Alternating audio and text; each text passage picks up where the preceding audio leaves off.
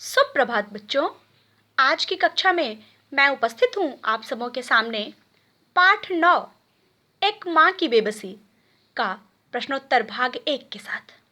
आइए प्रश्नों के उत्तर को जानने से पहले सर्वप्रथम हम जानते हैं शब्दार्थ को, पाठ में आए कुछ कठिन शब्दों को एवं उनके अर्थों को।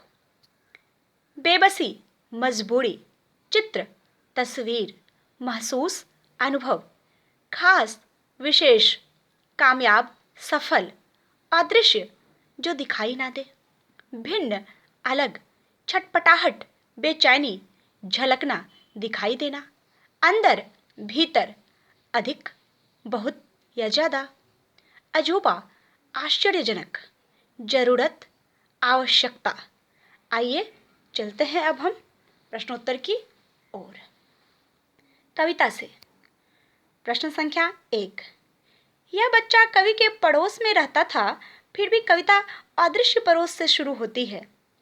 इसके कई अर्थ हो सकते हैं, जैसे क, कवि को मालूम नहीं था कि यह बच्चा ठीक ठीक किस घर में रहता था। ख, पड़ोस में रहने वाले बाकी बच्चे एक दूसरे से बातें करते थे, पर यह बच्चा बोल नहीं पाता था, इसलिए पड़ोसी होने के बावजूद वह दूसरे बच्चों के लिए अनजाना था।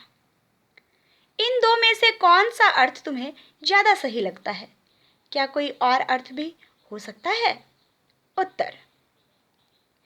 उत्तर में मैंने इन्हीं दोनों क और ख में से एक को चुना है, तो मैंने चुना है उत्तर के रूप में क को।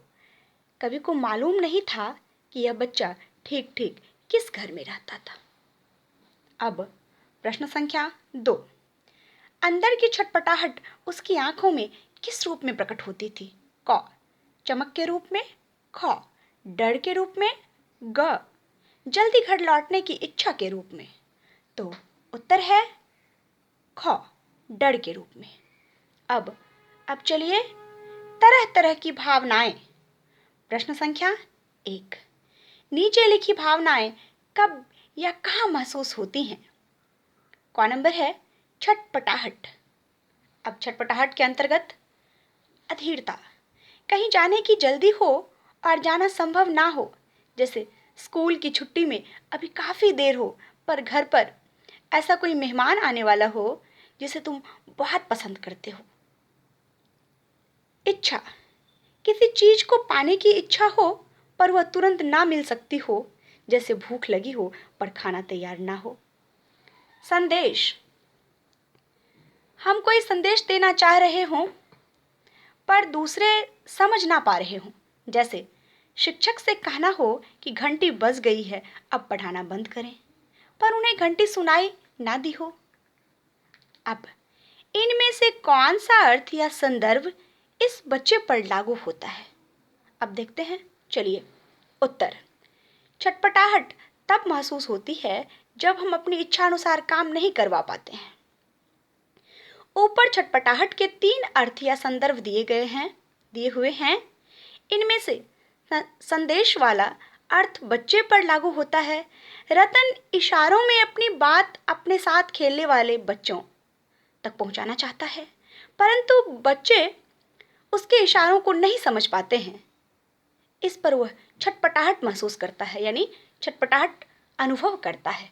कौन करता है? तो रतन करता है।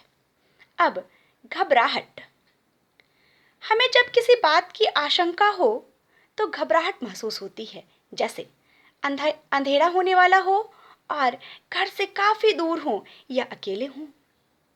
ख नंबर, समय कम हो और हमें कोई काम पूरा कर लेना हो, जैसे परीक्षा में देखा जाता है। ग, यह डर हो कि दूसरे के मन में क्या चल रहा है, जैसे पापा को मालूम चल गया हो कि कांच का गिलास तुमसे टूटा है। तो अब चलते हैं हम प्रश्न संख्या 2 की ओर।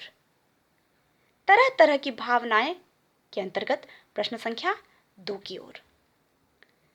जो बच्चा बोल नहीं सकता वह किस किस बात की आशंका से घबराहट महसूस कर सकता है? तो उत्तर है, जो बच्चा बोल नहीं सकता वह निम्नलिखित बातों की आशंका से घबराहट महसूस कर सकता है। अब किन किन बातों की आशंका से घबराहट महसूस कर सकता है, ये भी जान लें। तो पहला नंबर है, लोग उसके इशारों को ठीक ठीक समझ पा रहे हैं या नहीं। दूसरा, कहीं कोई बेवजह डांटने न लग जाए। तीसरा, कहीं कोई हमउम्र बच्चा उसे चिढ़ाने ना लग जाए, यानी उसकी उम्र का कोई बच्चा उसे चिढ़ाने ना लग जाए, चिढ़ा ना दे। धन्यवाद बच्चों, आगे की कक्षा में हम मिलेंगे प्रश्नोत्तर भाग 2 के साथ। धन्यवाद।